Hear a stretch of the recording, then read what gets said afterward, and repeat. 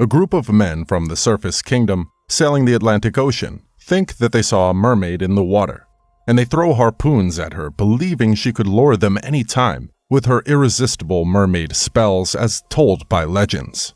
However, they are stopped by Prince Eric, who shows them that it was clearly just a swimming dolphin, and that mermaids only exist in old folklores.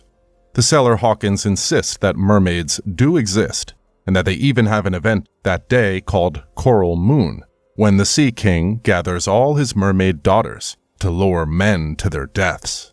Prince Eric brushes off their claims and refuses advice from royal assistant Grimsby about returning home because he seeks to find a ship to trade with.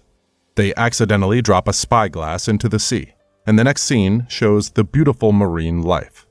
Deep inside the ocean is the kingdom of Atlantica, filled with all lovely creatures and mermaids and ruled by the ocean's king Triton, with his mermaid daughters of the seven seas. They include Tamika, Perla, Caspia, Indira, Mala, Karina, and the smallest, Ariel, who is missing. The king then instructs the royal court's composer, a Jamaican crab called Sebastian, to find his daughter Ariel, and he sets off. Elsewhere, young, curious Princess Ariel comes across the lost spyglass while touring with her best friend, Flounder. While exploring the shipwrecks, they have a dangerous encounter with a shark, and they swim back, meeting the other friend, Scuttle, a diving seabird. Ariel is fascinated by the human world, but her father forbids them from going to the surface, claiming that all humans are barbarians after killing her mother. Sebastian soon finds Ariel and reminds her of the Coral Moon event, which she just missed, and she hurriedly swims back home. Meanwhile, the royals also forgot to invite King Triton's sister, Auntie Ursula, who is a powerful sorceress, and she observes them through a magical orb. Ursula recalls how they threw parties together back then, but now she is cast out and wasting away as a nothing. Ursula therefore plans to give them something to celebrate, and she might just use Ariel's fascination with humans. Later, King Triton reprimands and warns his daughter to stop her obsession with the dangerous human world, and she swims off in anger. Triton also charges Sebastian to watch over his little one, and he follows after the headstrong teenager. In disappointment, Ariel continues with her obsession of the outside world, singing about how she wishes to understand more about the human lifestyle, and hoping to even be a part of them. Later that night, Ariel sees fireworks on the surface and decides to investigate. There, she watches as a ship sails past her, with some men, led by Prince Eric, dancing and singing joyfully as the prince's birthday. Ariel also eavesdrops on a conversation between Eric and Prime Minister Grimsby, who warns Eric to behave like a future king, just like his adoptive father. But Eric desires to travel and discover more about the world.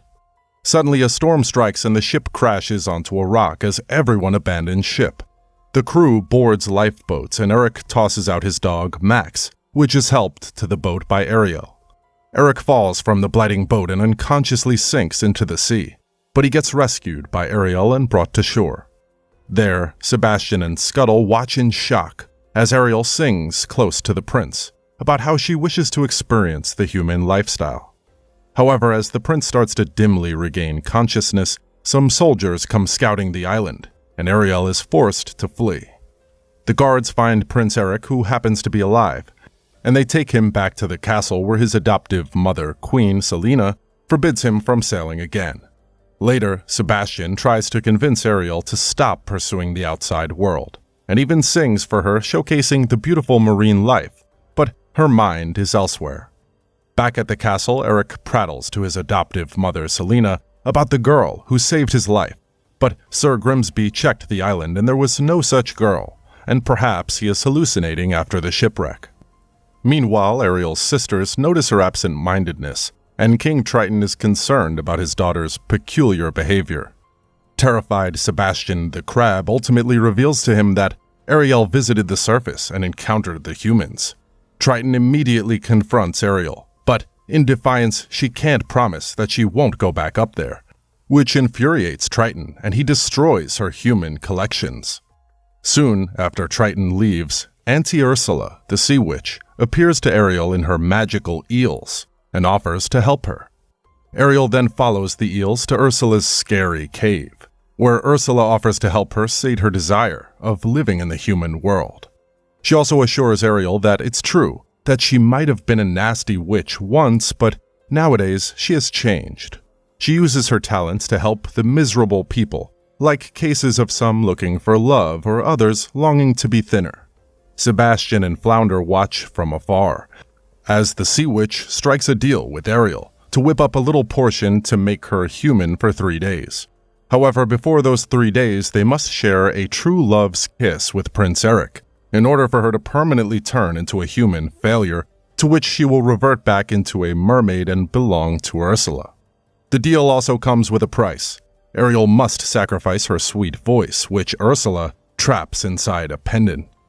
Ariel is reluctantly pushed to accept the deal, and she grows legs and swims to the surface, accompanied by her friends, Flounder and Sebastian.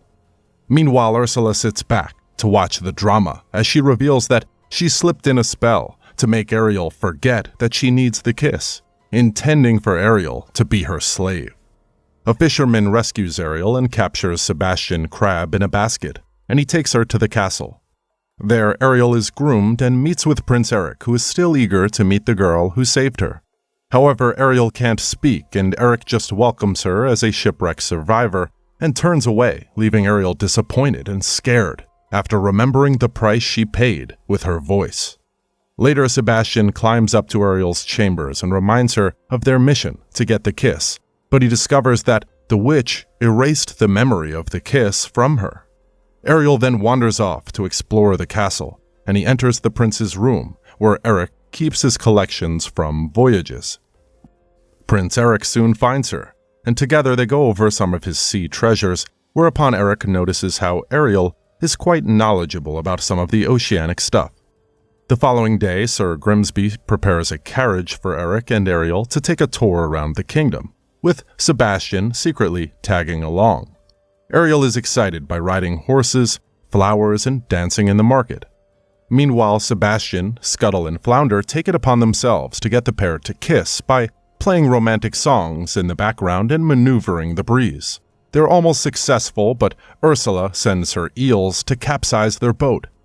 Elsewhere, King Triton orders his other daughters to search for missing Ariel throughout the 7 seas while he sits back in despair.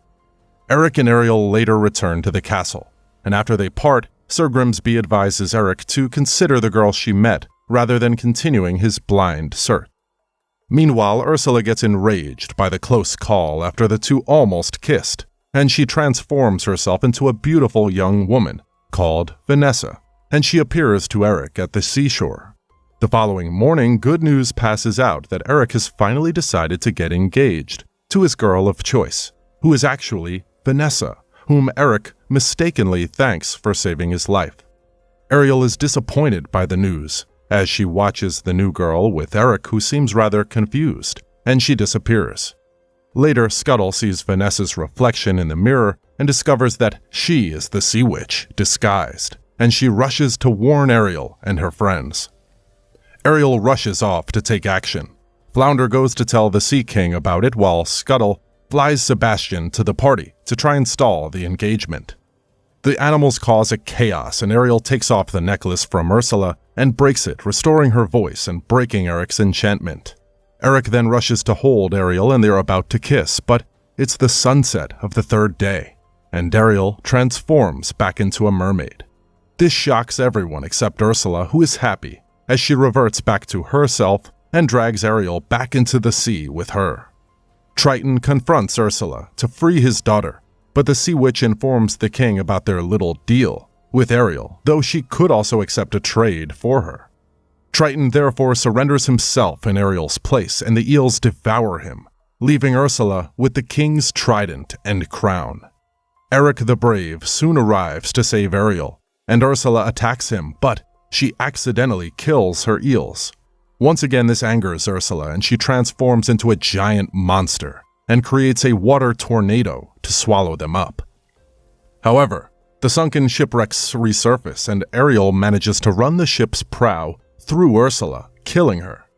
The trident then falls to the seabed, miraculously bringing King Triton back to life. Triton and Ariel appreciate each other's sacrifice, with Triton being thankful that his daughter is back home where she belongs. Eric also returns home where her mother, Selena, admits that she was wrong for thinking he was chasing a fantasy girl, but maybe it's just that their worlds were never meant to be together. After a while, Triton eventually accepts that the life that he has planned for his family might not be the best, especially seeing how Ariel is sad and longs for Eric. Finally, after confronting Sebastian, King Triton transforms Ariel into a human permanently, and she runs back to reunite with Prince Charming. The two then decide to travel the world together, and the Queen organizes a proper send-off celebration for them, a mermaid and a man. Who would have imagined? Ariel says goodbye to her friends Scuttle, Sebastian, and Flounder, and she boards the boat. Before they sail away, though, King Triton appears with the other mermaid people to bid farewell to their little princess. Thus done, the king strongly pushes their boat, almost as if he is not amused, and they set forth to explore the mysterious, uncharted waters. Finally, Sebastian, the royal crab, performs his famous Beautiful Ocean song, which got us all hooked, bringing the exciting film to an end. Thanks a lot for watching, guys. If you like this video, please consider subscribing to our channel. I'll be back with another interesting movie recap. Until then, take care.